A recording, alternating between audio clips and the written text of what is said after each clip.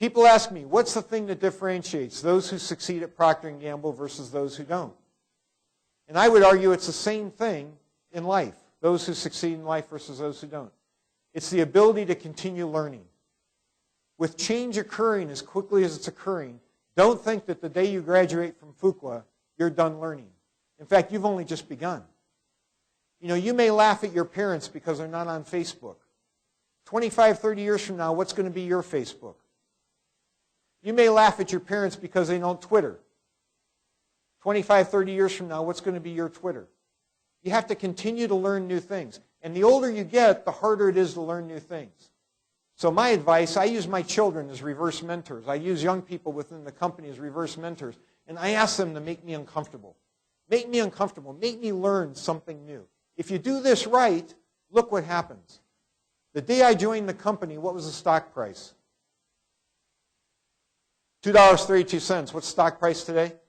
$61. The multiple? Who knows? 25 to 30.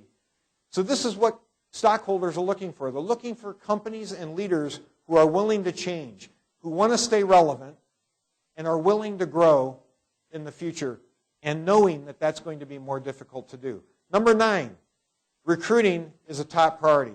At Procter & Gamble, we only promote from within. We don't hire people at senior levels and bring them in. So we come to places like Duke and Fuqua often in order to meet you, thinking that someday, somewhere out there, is my replacement as the CEO of the company. And so we spend a lot of time here on campus recruiting. We want to get to know you. We want to find the leaders of the future. I spend at least once a quarter on some college campus somewhere in the world trying to find the future CEOs for our company. So recruiting is a top priority. Number 10, last but not least, the true test and performance of a leader is what happens in the organization when you're not there, not when you're there. Collins talks about it this way. Jim Collins wrote about, did you build a clock or were you telling time? We like leaders who build clocks. In fact, when we evaluate the general managers of the company, we evaluate them not just on their last year of performance, we evaluate them on their last 3 years, even after they've left the business unit. Because we want to know, where are their footprints? Where are their fingerprints? Did they build a clock? Or were they just telling time? This is applicable to all of you who are parents. Some of you said you were parents. Imagine your parents, you're going to go on vacation, you leave your teenage children at home. You give them money to survive over the week that you're gone. What are your children going to do while you're gone? When you come home, will your children be the same way they would as if you were there? Or will you have Tom Cruise and risky business in your house? That's the true test of leadership, isn't it? Did you give those children the values, the purpose, how to behave even when you're not there? And would they behave that way if you weren't there? That's building a clock. That's not just telling time. So our growth strategy as a company is to touch and improve more consumer lives in more parts of the world more completely. That comes from our purpose of touching and improving lives. That's what attracted me to the company. That is my primary belief, and as you've seen, that was my belief as a Boy Scout. That was my belief in the Army. That was my belief in the Procter & Gamble company. That's what I've been working against. A big part of that is sustainability. For our company and our purpose, we say touch and improve lives now and for generations to come. We've been around 172 years. If we don't take care of the environment in which we operate, we won't be around for another 172 years. So it's in our best interest to take care of the environment. So we have programs, plans, objectives to develop products which are better for the environment, to reduce our carbon footprint around the world. We've been working hard on all of this for a long time.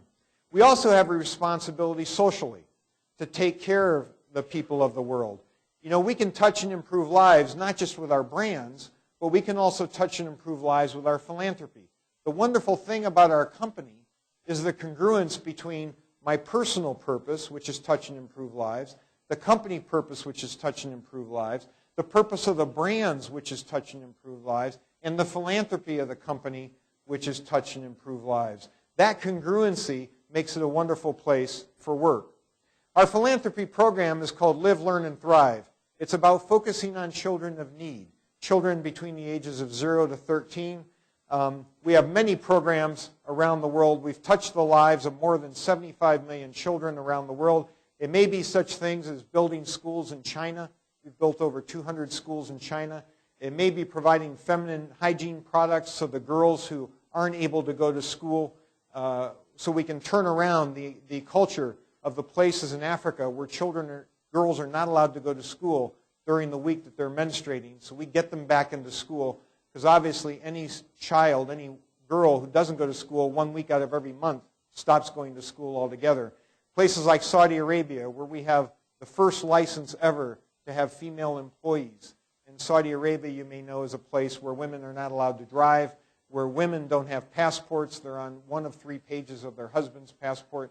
But we try to overcome those things. So what I tried to do was role model for you the importance of getting in touch with your own purpose. If you don't have a purpose, if you don't have a purpose for your life, please spend some time thinking about it. Talk about it with your loved ones. Write it down. Force yourself to write it down. And then look at your experiences as an individual and develop from that a list of beliefs. And try to tie those beliefs to the stories and the experiences that you had in your life that bring those beliefs to life.